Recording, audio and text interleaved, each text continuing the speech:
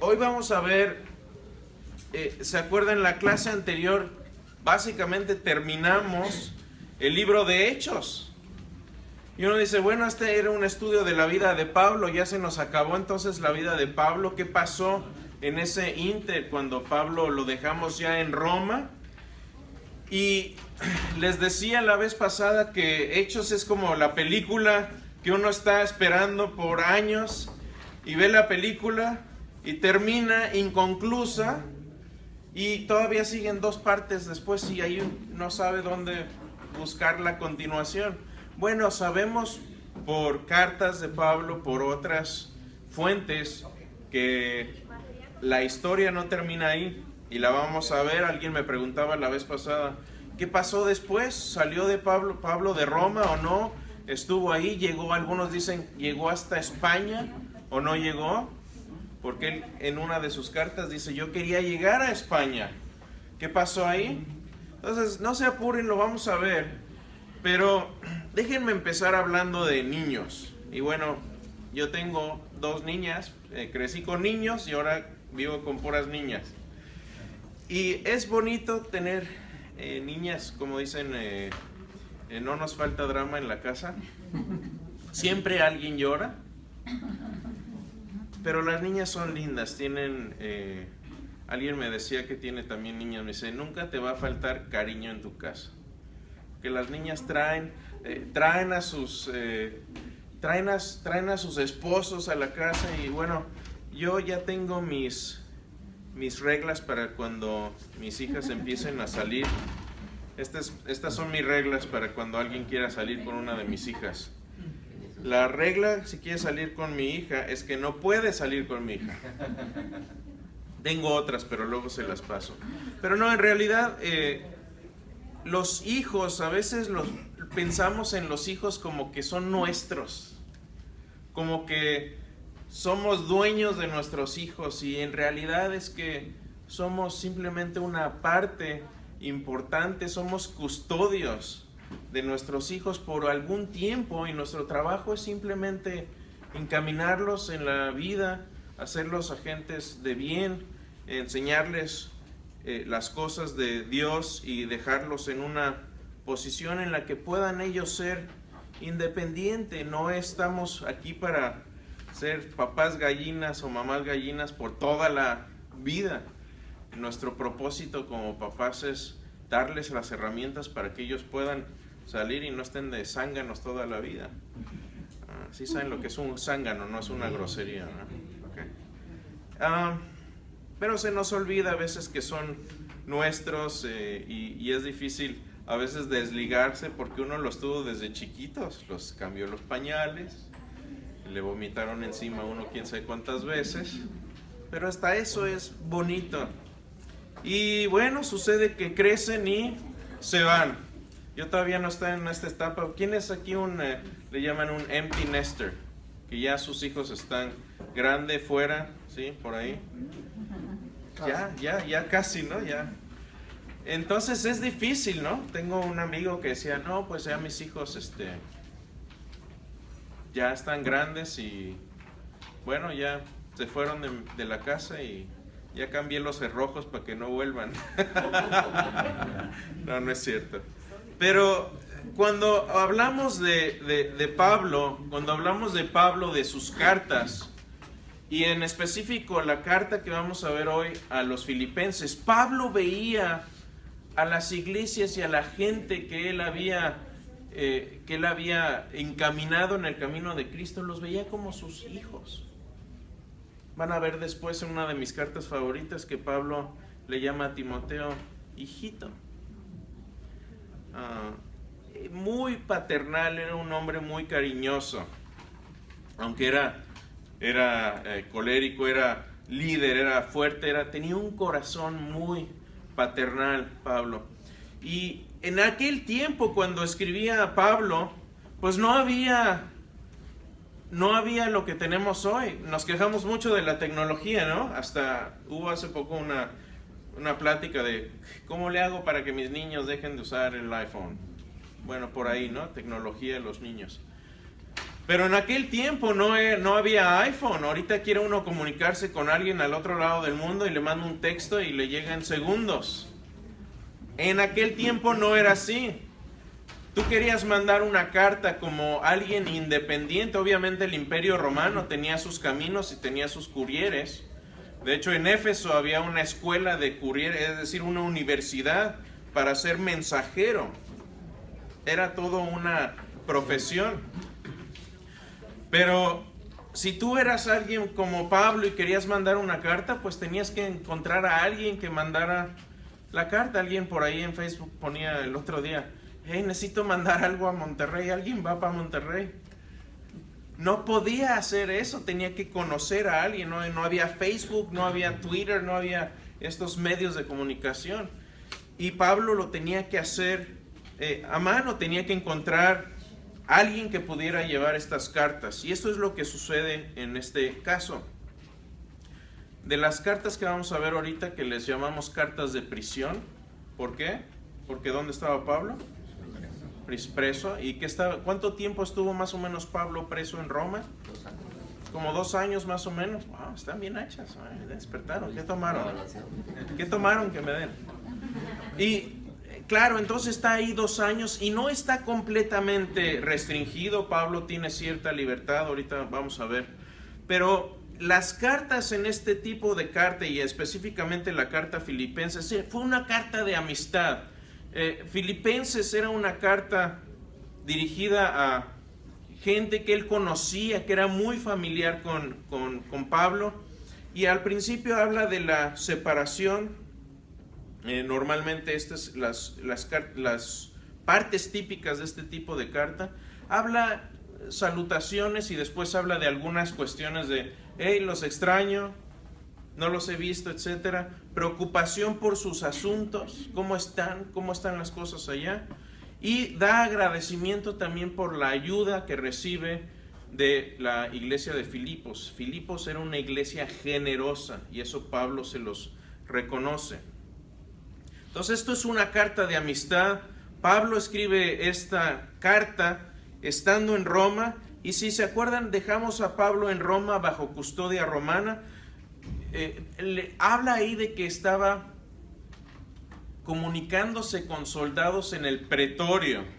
Quiero hacer una pausa aquí porque esto es bien importante. Había una guardia, un grupo de soldados que eran la élite, los soldados más prominentes, más, como decimos en México, más chipocludos. No se entiende eso, ¿eh? Búsquenlo en el diccionario popular. Chilango. Pero eran los mejores soldados del Imperio Romano y eran parte de la guardia personal del César. A esta es la gente a la que está hablando Pablo. Se dice que para esta época, en el siglo I, había unos 9,000 soldados pretorianos, que eran los mejores, que estaban estacionados en Roma. Esta era la última línea de defensa. Si llegaba alguien a invadir Roma, esta era la última línea de defensa que tenían los romanos. Y Pablo está ahí en una casa rentada. Obviamente está en grilletes, está encarcelado, pero tiene cierta libertad de salir, de hablar, de enseñar, que era lo que a él le apasionaba, de hablar con la gente, de comunicar el mensaje de salvación. Y esa es la situación en la que está aquí Pablo. Ahora, hubo en esta época 4 cartas que él escribió. Sabemos que 3 de estas cartas salieron por conducto de una persona. Salió una persona por conducto y la otra carta salió por otra persona que se llamaba, ahí está, ¿están listos para el nombre, hermanas? Ustedes que a lo mejor que todavía van a tener más niños. Epafrodito. ¿Sí? Es uno de los que fundan, de los que llevan una de las cartas. ¿Cuáles fueron estas cartas? Bueno, estas son las famosas cartas de prisión.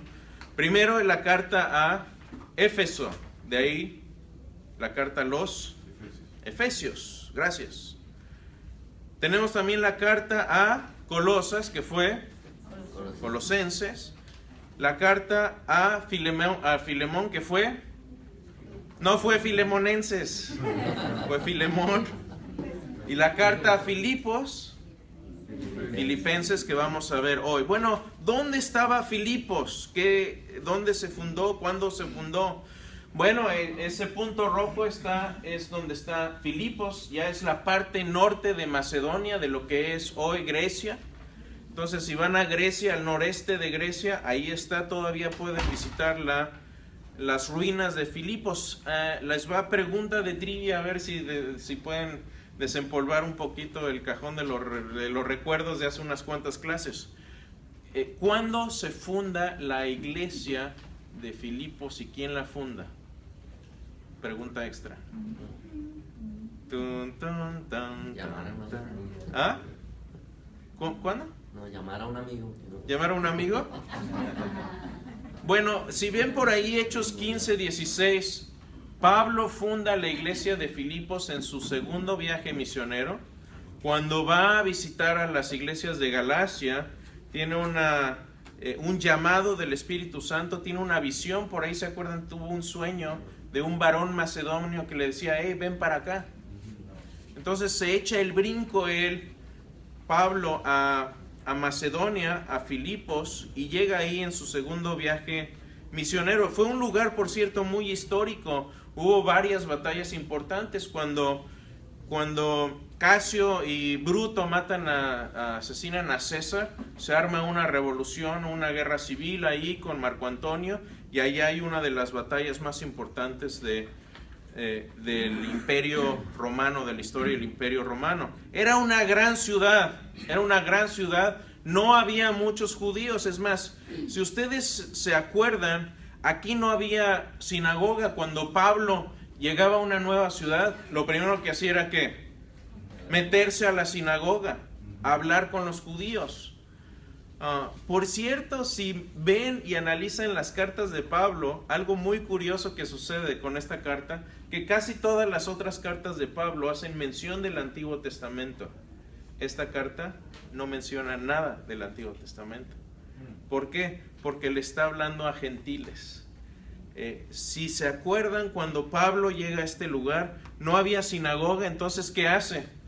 Bueno, va donde se junta la gente, y la gente se juntaba al lado del río. Ahí conoce una mujer que se llamaba Lidia, que teñía púrpura, tenía un negocio de telas y las teñía. Era una mujer prominente de ahí, de esa zona. Ella se convierte y ahí empieza la iglesia en Filipos. Lidia estaba ahí orando acerca del río. Entonces no había sinagoga, porque una sinagoga, para que se pueda fundar, se necesitan unos 10 judíos varones que puedan empezar esa tal sinagoga. Entonces es interesante que no se menciona el Antiguo Testamento aquí. ¿Se acuerdan de que se meten por allí en problemas? ¿Se acuerdan del carcelero de Filipos? ¿Sí? Bueno, ahí sucede que Pablo y Silas se meten en problemas, los meten en prisión. Ellos cantan himnos, hay un temblor, se abren todas las puertas, empiezan a salir los reos y el carcelero trata de quitarse la vida. Pablo se lo impide y el carcelero se convierte. Yo me imagino la ironía que ha de haber sido para Pablo escribir una carta de prisión y que el carcelero sería uno de los receptores de esta carta. Imagínense. Ya había ministerio en prisiones desde entonces, pero era al revés. Eran los prisioneros que les testificaban a los soldados, imagínense eso.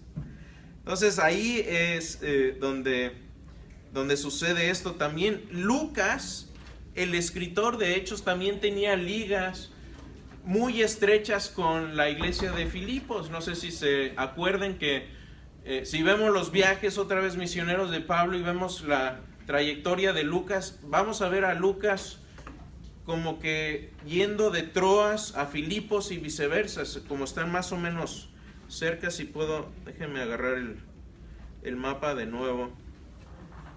Pero si ven el mapa, bueno, aquí está Filipos. Troas, ¿dónde estaba? Aquí cerquita.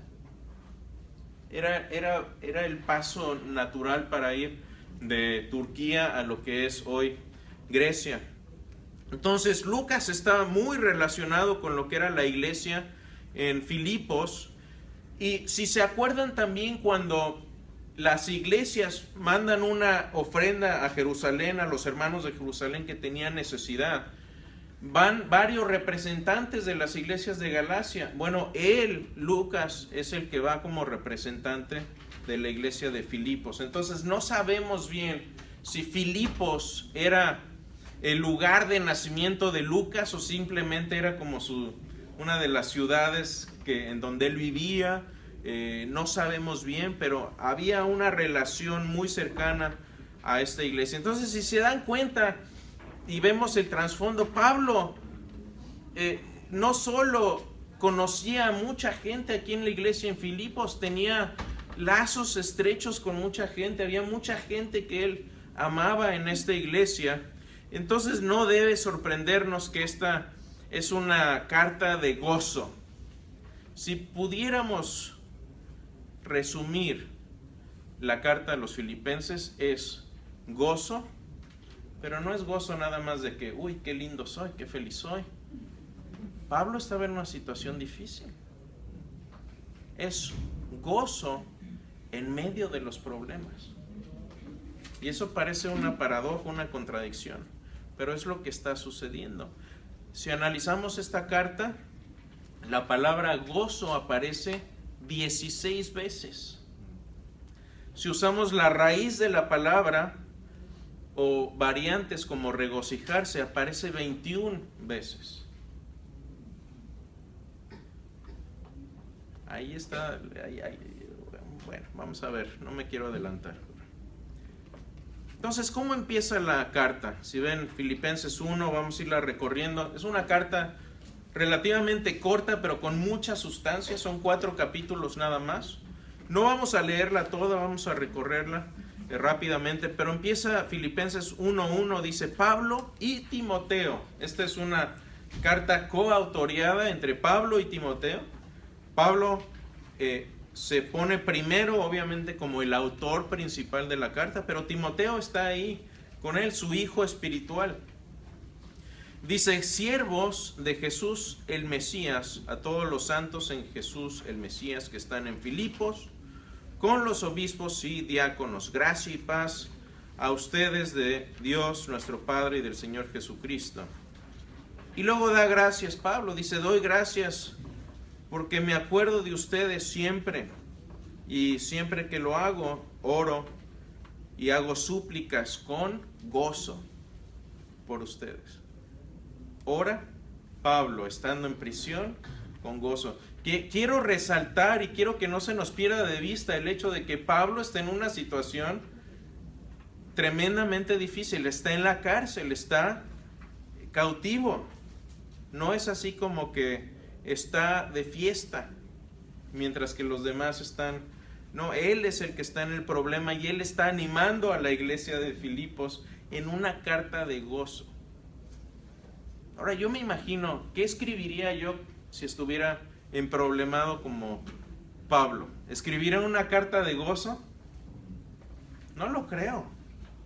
Estoy siendo bien honesto. Yo creo que me conmiseraría de mí mismo. Pobrecito de mí, Señor. Yo creo que habría escrito un salmo de esos. Sí. Yo creo, Lamentaciones habría escrito. Un lamento ahí. Pero Pablo, en vez de escribir un lamento, escribe una carta de gozo y de oración. Y dice, siempre en toda oración y gozo por ustedes, a causa de su participación en el Evangelio desde el primer día hasta ahora. ¿Cuál es la raíz del gozo de Pablo? Que esta gente a la que él está escribiendo se ha permanecido fiel en el Evangelio desde el primer día. Contrasten este mensaje con el mensaje a los Corintios. Fíjense, uno puede ver quiénes eran los hijos problemáticos de Pablo desde el principio. ¿Cuántas cartas les escribió Pablo a los Corintios? Mínimo, por lo menos 3 o 4. ¿Cuánta tinta tiene cada una de estas cartas? 13, 14 capítulos más. ¿Cuántos capítulos tiene esta cartita? 4 capitulitos. ¿Y cuántas cartas les escribió a los filipenses? 1. ¿No nos pasa lo mismo como papás? Los hijos que no nos dan lata, ahí los dejamos. Pero a los que sí nos dan lata, cuánta tinta y cuánta saliva hay que dedicarles. Es lo mismo que pasó acá. Pablo está escribiendo a los hijos que no le daban lata, que le daba gusto escribir a ellos y escribir de ellos porque eran fieles. Y da gracias, dice, doy gracias a mi Dios cuando me acuerdo por ustedes, porque tengo confianza de que el que comenzó la obra en ustedes la va a perfeccionar y la va a terminar hasta el día de Jesucristo. Como un escultor que empieza a quitar material que no se necesita. Es interesante cómo un escultor ve. Yo no soy escultor ni artista ni nada, yo hago gente de palitos y es lo que más llego, pero mi esposa sí lo es. Y también esculpe, no sé si ustedes sepan, pero ella pinta, canta, baila y no sé cuántas cosas más que no le he descubierto aún. Pero también esculpe, y ella me dice, es que yo ya la tengo en mi cabeza, yo ya tengo en mi cabeza lo que esto va a hacer. Simplemente tengo que quitar el material que sobra. Sí, cuidado, no se me van a... Sí, no, simplemente vamos a quitar el material extra. La impureza que evita que esto sea una obra maestra lo voy a eliminar, y esa es la misma idea aquí, que Pablo está convencido de que Dios les va a perfeccionar hasta el día que Él vuelva. Pero Pablo está en prisión. Pero ¿saben qué dice Pablo? Estas prisiones han resultado en bendición. Qué palabra tan tremenda de este hombre.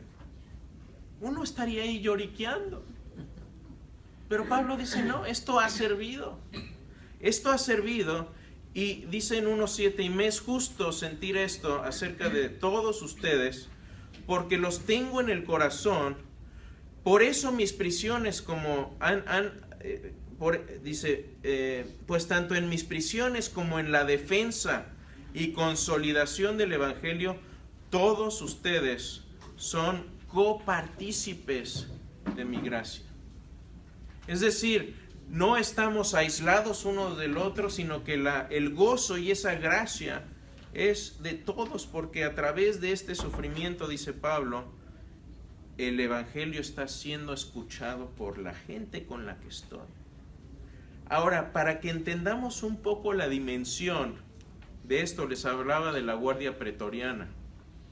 Cuando había problemas, como cuando asesinan a Julio César, o cuando tienen dos contrincantes para el gobierno romano para hacerse emperador, hubo a veces que había triunviratos, es decir, que había 3 regentes principales y se empezaban a pelear unos con otros, se empezaban a matar.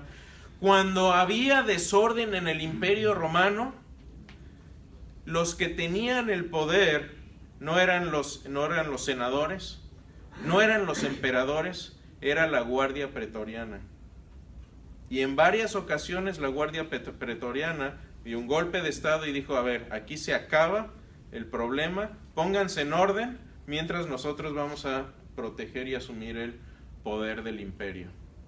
Ese era el tipo de poder y el tipo de gente con la que Pablo estaba lidiando. Uno a veces piensa que está lidiando ahí con carceleruchos de tercera, pero está lidiando con la élite del imperio romano en cuestión de asuntos militares. Y está bendiciendo a esta gente. Ahora, Pablo dice, quiero que sepan que todas las cosas que me han sucedido han ayudado para el progreso del Evangelio, de tal manera que mis prisiones por causa del Mesías ya son bien conocidas en todo el pretorio. A esa palabra es a lo que se refiere, la Guardia Pretoriana. Y todos los demás, y la mayoría de los hermanos en el Señor, cobrando ánimo con mis prisiones, se atreven a hablar con denuedo la palabra sin temor. Pausa. Uno de los más grandes problemas que tenemos hoy en la iglesia cristiana, ¿ok?, es que tenemos miedo de hablar. Tenemos miedo. ¿Por qué? Y esta es la parte participativa de ustedes. Pregunta, ¿por qué creen ustedes que tenemos miedo de hablar? Y aquí es donde yo me callo, agarro un poquito de agua y los dejo participar. Quizá rechazo. Yo tengo una fe tan variante. ¿Miedo a que nos rechacen? ¿Ok? ¿A quién le gusta que lo rechacen aquí? ¿No? Ok. A nadie. ¿Hay ejemplos de rechazo a líderes en la Biblia cristianos? Empezando por el mismo Jesús. ¿Debe de extrañarnos el rechazo? Ok, gracias por esa respuesta. ¿Cuál otra dijiste por ahí, Alex? Una fe tan valiente. Una fe tan valiente. ¿A qué te refieres con una fe tan valiente? Cuando no hay una convicción profunda de que el programa de Dios con nosotros es para algo mejor fuera de este mundo, entonces tenemos temor de que suceda algo. Sí, está claro y seguro de que va a venir. No tenemos, a lo mejor no tenemos la perspectiva correcta de por qué estamos aquí, por qué creemos lo que creemos y cómo transmitirlo. ¿Se puede resumir en eso? No hay convicción y a veces conocimiento. Ok, gracias. No hay conocimiento profundo, no hay convicción. Ok, sí, Coco. Sí, no hay un compromiso tampoco. No hay un compromiso. Le dejamos el trabajo a otras personas. Sí, que el pastor enseñe, que el pastor traiga a la gente, que los líderes de mis niños les enseñen. Así ya no lo tengo yo que hacer. En la misma casa a veces dejamos como en las escuelas. Ajá. Le dejamos todo a los maestros y Sí. no agarramos compromiso como para. Exactamente. Entonces, si no hay compromiso, pues estamos dejando nuestro trabajo. Buenos comentarios. Sí. Indiferencia, porque si no me toca a mí, pues dejo allá. Indiferencia. Se casa un hombre con un hombre, eso no va a ser problema mío. Una vez Nabil Qureshi, que fue musulmán, ya falleció, se hizo cristiano, un gran apologista. Una vez yo lo escuché predicar aquí en Houston, en First Baptist, y él dijo esto. Dijo, yo cuando era musulmán no tenía respeto por los cristianos, porque la gran mayoría de los que yo conocía no me hablaban de su Dios. Y entonces yo pensaba una de dos cosas. Una es, o realmente no creen lo que dicen que creen seriamente, o simplemente no les importa. Porque ellos saben lo que nosotros pensamos acerca de el Islam, por ejemplo. ¿Nos da miedo hablar a musulmanes? Qué bueno, a ti no. Okay. Pero a la gran mayoría sí. Y déjenme decirles algo. Ahorita el Islam es la religión número 2 después del cristianismo en cuestión de números. Y va para arriba.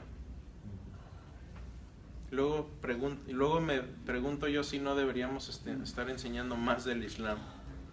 Aquí. Vimos una serie, tenemos 3 clases en línea del Islam si las quieren ver, pero me pregunto si no deberíamos dedicarnos más a hablar con musulmanes. Sí, Ricardo. Un pensamiento. No es lo mismo la fe otorgada que la fe probada.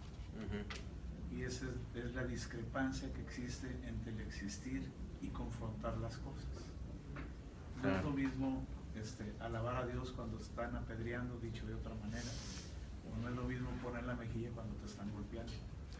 Y eso es un proceso de madurez muy difícil para cualquiera. Sí. Sí, porque lo más fácil es estar contento cuando todo va bien. Cuando todo va bien, uy, Señor, vengo y te alabo. O pasa lo contrario, te olvido. Te olvido porque no te necesito, pero cuando te necesito saco al Diosito de bolsillo y empezamos a ver qué botones apretamos para que salgan las oraciones contestadas. Y Dios no funciona así. Perdón, ¿alguien más? Sí. Con respecto a lo que está en la pantalla, yo digo que también tiene parte como aceptación, porque cuando está predicando el pastor es el Señor hablando por medio de él, usándolo, ¿verdad? Entonces nos regaña, en cierta manera, pero la aplicación, todos lo escuchamos, pero lo escuchamos como diferente, porque Dios está hablando en nuestros corazones. Entonces, cuando nos regaña, como que nos cuesta aceptar eso. Claro. De que la intención no tiene buena intención cuando no escuchamos. Claro, sí, muchas veces tenemos simplemente el corazón duro, no queremos escuchar y ya. Sí. Ajá. Esto más que todo son luchas que nosotros tenemos. Claro. Que si no las afrontamos y las ponemos en oración, siempre vamos a estar débiles. Entonces, la oración es la base de todo. Claro. Y por medio de la oración se termina el miedo, que es el número 1 a vencer. Porque desde el momento que estamos aquí, nosotros tenemos una lucha. Claro. Y es contra el diablo, al que hay que vencer, así como Cristo lo venció. Y también nuestra carne. Tenemos varios enemigos y cuando se confabulan y se juntan ahí es difícil. Y les voy a hacer bien, y ya lo he hablado antes, no es que no esté en internet, ya todo el mundo lo sabe. Pero mi lucha personal es con la ansiedad, el ansia, no la ancianidad. Eso ya a todos ustedes les va a llegar también. Sino el ansia. ¿Y a qué me refiero con esto? El ansia, si usted es ansioso, está en problemas. Está en problemas. Pero el ansia no es más que realmente es un pecado de tratar de controlar lo que sé que no puedo controlar, quitándole a Dios el control que Él debe tener. ¿Sí? Es un problema que muchos hombres tenemos, muchas mujeres también, no sé. Todo eso lleva también a visión. Cuando uno desarrolla el concepto de tener la visión de eternidad, sí. Quizás las perspectivas van cambiando. Y qué bueno que mencionas eso, porque en el siguiente pasaje, en Filipenses 1:21,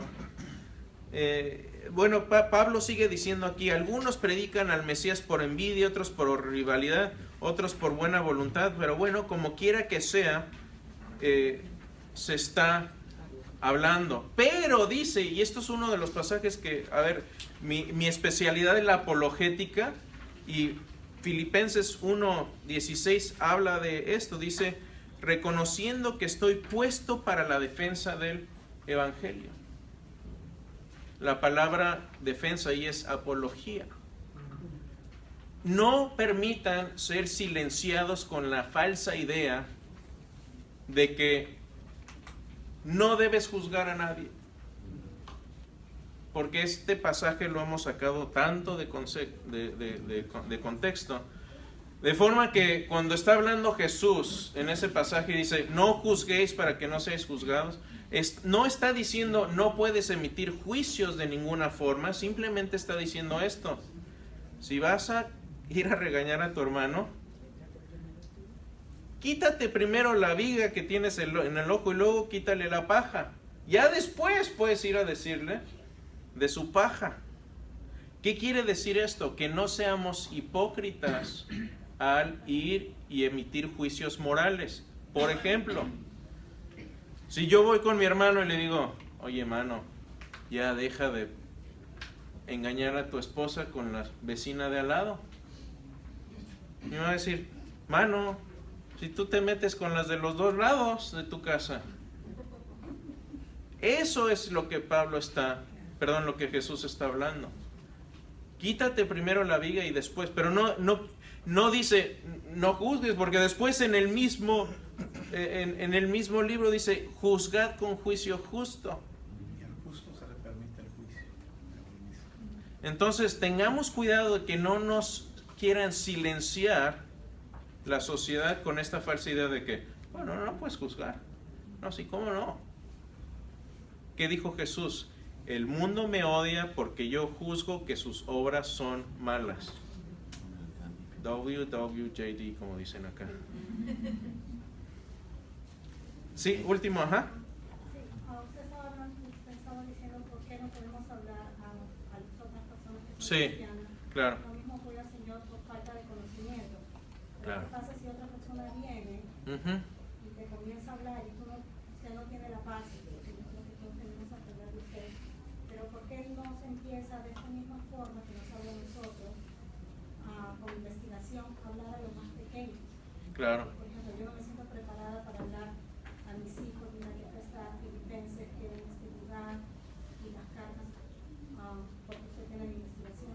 Porque de esa parte no ayuda la iglesia a poner esa semillita a los niños. Sí. Que ahora teniendo la tecnología ellos también pueden habituar, porque nosotros venimos de una generación de que sí creemos. No hemos Sí. tenido internet para ir a buscar y Claro. las cartas, porque sí existieron. Sí. Y recién estamos escuchando de ustedes. Sí, sí, muy buena pregunta.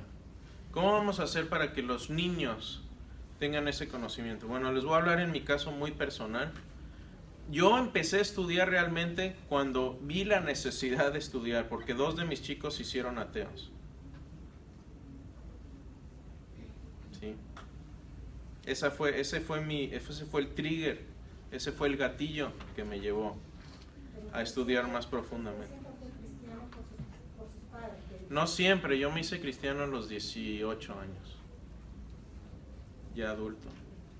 Pero el problema de muchos cristianos es que no ven la necesidad hasta que ya es demasiado tarde. Sí, entonces yo he estado en situaciones que los papás me hablan y dicen, por favor habla con mi hijo que se hizo ateo o que tiene un problema de duda seria. Yo para cuando yo ya llego ahí ya es demasiado tarde. A ver, hay esperanza y hay, sí, pero ya es demasiado tarde. ¿Por qué? Porque los niños no fueron encaminados correctamente. Cuando tuvieron preguntas y tuvieron dudas, no se les contestaron adecuadamente. Entonces yo empecé aquí y escribí un libro, todavía no se ha publicado, pero escribí un libro y me preguntaba, estoy hablando con un editorial y me decían, ¿quién es la audiencia de tu libro? Le digo, la audiencia fui yo. Porque yo necesito primero contestarme mis propias preguntas y mis propias dudas antes de poder contestar las de los demás. Pero hay buenas noticias. Tenemos 2000 años de historia en el cristianismo y hay muy buenas respuestas. No quiere decir que ya descubrimos la naturaleza del hilo negro de cómo Dios está formado. No lo sabemos todo, pero sabemos muchas cosas. Entonces yo les motivo, sobre todo ustedes como padres, que no se esperen a que les lleguen las preguntas difíciles cuando ya tienen sus hijos 17, 18, 19 años. Empiecen a contestarlas cuando tienen 6, 7, 8, 9 y 10 años. Porque ahí hacen preguntas difíciles y uno no los toma en serio. Pero las preguntas más difíciles de apologética me las ha hecho mi hija. Papá, si Dios es bueno, sí. Dios ama a todo mundo, claro. ¿Por qué Dios es todopoderoso? Sí. ¿Por qué no hace a Satanás bueno y lo perdona? ¿Ok? Ahí les dejo esa de tarea. O pueden ir a mi blog y ver la respuesta, porque ahí está. Pero son cuestiones que uno como padre, no te esperes a que ya sea demasiado tarde. ¿Ok? Voy a seguir porque si no, no terminamos la clase, pero después de hablar de esto, de que estoy puesto para la defensa del evangelio, de que no toda la predicación es buena, y sobre todo cuando habla de gozo, dice, la perspectiva es esta, este es el resumen de lo que yo estoy haciendo aquí en esta vida, dice Pablo. Para mí, vivir es Cristo y morir es ganancia. Esa era la perspectiva. Su perspectiva no era, a ver cómo salgo del bote. Su perspectiva era, ¿cómo saco de la prisión espiritual en la que está esta gente con la que estoy? Porque él sabía que espiritualmente era libre él. Esa era la perspectiva. Entonces dice Pablo, porque esto me resulta, porque sé que esto me resultará en liberación. por medio de su oración y la suministración del Espíritu de Jesús el Mesías, conforme a mi profunda expectativa de esperanza, de que en nada voy a ser avergonzado, sino que con toda confianza, como siempre, también ahora Cristo será engrandecido en mi cuerpo, sea por medio de la vida o sea por medio de la muerte. Qué tremenda madurez espiritual de poder decir, si me muero está bien, estoy con el Señor, pero prefiero estar aquí porque es de más beneficio. ¿Quién puede decir eso? Lo podemos decir cuando estamos sanitos. Ahora Pablo aquí habla de que tenía esperanza de ser liberado, de que esperaba que iba a salir de la cárcel de Roma, y les dice, vivan de una manera diligente, digna del Evangelio. ¿Qué es una forma digna de vivir del Evangelio? Vive como si fueras a morir mañana, como si Cristo fuera a regresar mañana, y creyendo verdaderamente que resucitó de entre los muertos. Que muchas veces no creemos eso. Muchas veces pensamos que la resurrección es algo que se cree por fe ciega y ya, y que no tiene ningún fundamento en la historia. La resurrección es algo que sucedió en el tiempo, en el espacio. En un punto A, Jesús está vivo, en un punto B, Jesús está muerto, y en un punto C, Jesús está vivo, históricamente. Que nos entre eso en la mente, porque esa es la base de nuestra fe, y esa es la base de la esperanza que tenemos. Vivamos dignamente creyendo en eso, tengamos unidad en Cristo, no hagamos las cosas por egoísmo. Y aquí vamos a reflejarnos todos un poquito. ¿Quién va a ser mayor en el reino de los cielos? ¿El predicador que sale en la televisión? No en Enlace, en alguna otra mejor. Comercial ahí. ¿Quién va a ser más grande? ¿El predicador que sale y predica a lo mejor en un estadio a miles de millones de personas? ¿O la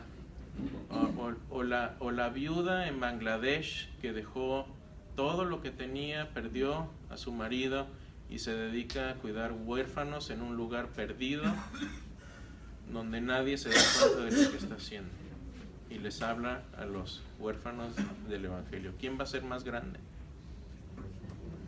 No me respondan porque no sé. Yo creo que el único que sabe es Dios, pero que nos haga pensar eso. Porque el más grande no es el que tenga más amigos en Facebook, no es el que tenga la audiencia más grande en Internet, no va a ser el que tenga más gente en su canal de YouTube, el que tenga más seguidores en Twitter, el que tenga la iglesia más grande. La broma entre los pastores cuando van a alguna convención es, la pregunta es, ¿cuánta gente hay en tu iglesia? Los números, en ese sentido, a Dios no le interesan. Le interesan muchas otras cosas. No lo hagan por egoísmo, no lo hagan para engrandecerse a sí mismos. Si tienes cierta cantidad de fama y no la usas para hacer famoso a Cristo y disminuirte a ti, hay un problema.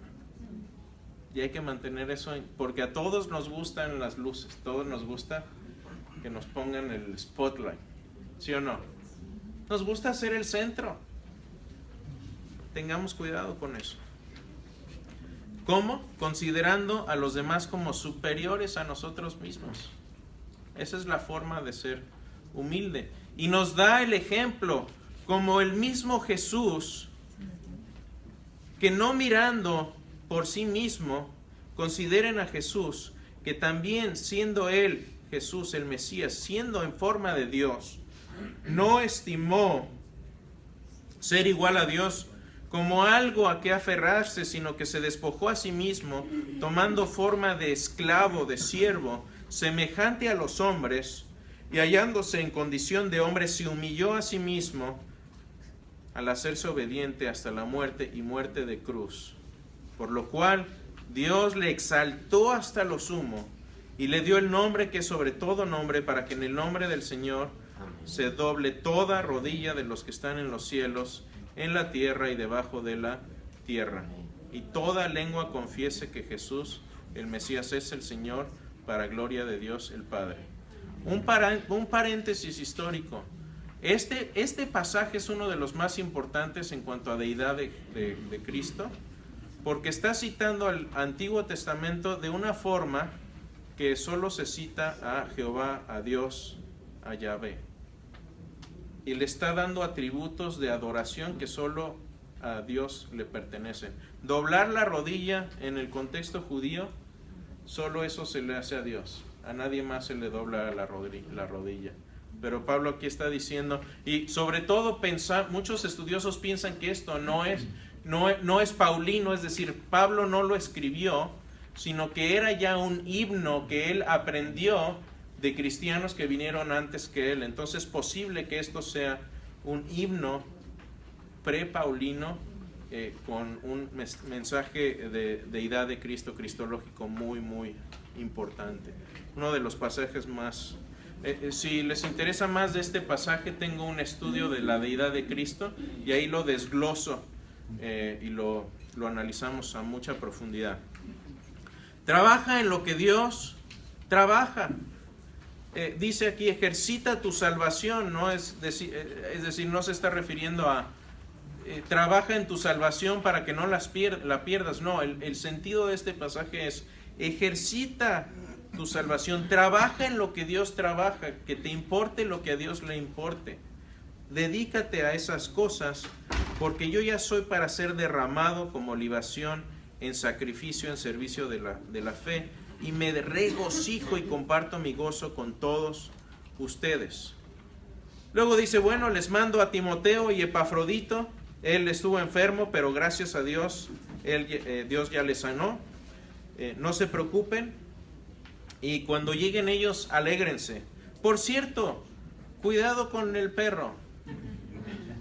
Y no el perro de 4 patas. Cuídense de los perros de 2 patas. ¿Por qué? Porque hay judaizantes ahí que están diciendo que son enemigos de la cruz y están diciendo tienes que guardar todo el arsenal de costumbres judías para poder ser cristiano.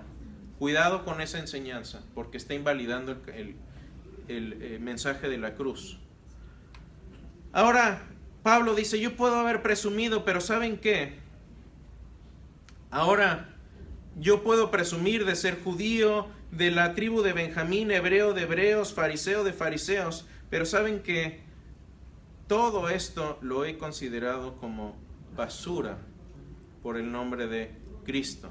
Todo esto lo considero como pérdida por la superioridad del conocimiento de Jesús, el Cristo, mi Señor, por el cual perdí todas las cosas y las tengo por estiércol, esa es la palabra en griego, para ganar al Mesías. Así que prosigo a la meta, el supremo llamamiento, ahora no que yo ya haya llegado, pero olvidando y dejando las cosas atrás, sigo adelante a la meta. Esto no es un comercial del mundial, para que piensen. Prosigo a la meta hacia el supremo llamamiento. La vida del pecado es para los enemigos de la cruz. Dejemos eso atrás, porque el fin de ellos es la perdición. Su Dios de ellos es el vientre, es el darse los gustos que uno quiera, pero su destino final es perdición. Tengan en cuenta que nuestra ciudadanía está en los cielos, de donde aguardamos ardientemente al Salvador, al Señor Jesucristo. Comercial, Evodia, Sintique, bájenle 2 rayitas, pórtense bien, dejen de pelear, alégrense siempre en el Señor, insisto, alégrense, oren en vez de preocuparse. Esta es una práctica que yo hago todo el tiempo. Cuando me empiezo a preocupar, digo, ok, ¿qué necesito hacer?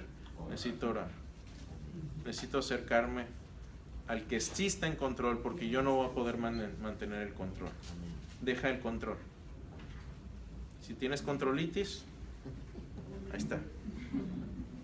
¿Y qué va a pasar? La paz de Dios va a cuidar tu corazón y tus pensamientos en Cristo Jesús. Piensen en todo lo bueno, lo verdadero, lo responsable, todo lo justo, todo lo puro, todo lo amable, todo lo digno de admiración. Piensen en esto, lo que aprendieron de mí, recíbanlo, escúchenlo y háganlo. Y la paz de Dios estará con ustedes. Gracias por la ofrenda que me han mandado, Pablo, aunque en realidad he aprendido a estar con riqueza o sin riqueza, sé vivir en escasez y en abundancia. Y aquí va otro de los pasajes más mal interpretados. Todo lo puedo en Cristo que me fortalece. El sentido de esto es, tengo que trapear la casa, pero bueno, lo voy a hacer porque todo lo puedo en Cristo que me fortalece. Ese no es el contexto. O tengo que desmontar este motor de carro, pero todo lo puedo en Cristo que me fortalece. No, el sentido de aquí es, tanto en el gozo de cuando estoy bien o cuando estoy mal, cuando tengo abundancia o cuando no la tengo, sé estar con gozo y todo lo puedo en Cristo que me fortalece. Gracias por dejarse usar, por dejar que Dios los use como instrumentos. Les mando saludos de parte de todos los santos, especialmente los de la casa de César. Como si estuviéramos en... Bueno, ahorita no es muy popular, pero digamos... te manda saludos Trump, aquí está, junto a mí. De la casa de César. Y obviamente estamos aquí hablando de Nerón, que no era una joya de bondad. Terminemos con estos puntos para casa. Para mí el vivir es Cristo y morir es ganancia. Esa es nuestra perspectiva. Esa debe ser nuestra perspectiva. ¿Es fácil? No. No es fácil, pero que nuestro pensamiento siempre esté mirando con mira hacia que, no vamos a estar aquí toda la vida. Si Dios nos lleva, es ganancia, pero para nosotros vivir es Cristo, morir es ganancia. Mantengamos una perspectiva eterna del cristianismo. La actitud de ustedes debe ser como la de Cristo Jesús. ¿Cuál fue? Que se humilló a sí mismo. No nos atrevamos a pensar que somos mejores que Jesús. Si Jesús se humilló, ¿qué derecho tenemos nosotros de ser arrogantes? No se inquieten por nada. No se inquieten por nada. Esto me lo repito y me lo repito. No te inquietes por nada. ¿Por qué? Porque Dios te ama. Dios está en control. ¿Van a venir problemas? Claro. Pero recuerden que es más grande y más fuerte el que está en nosotros que el que está en el mundo.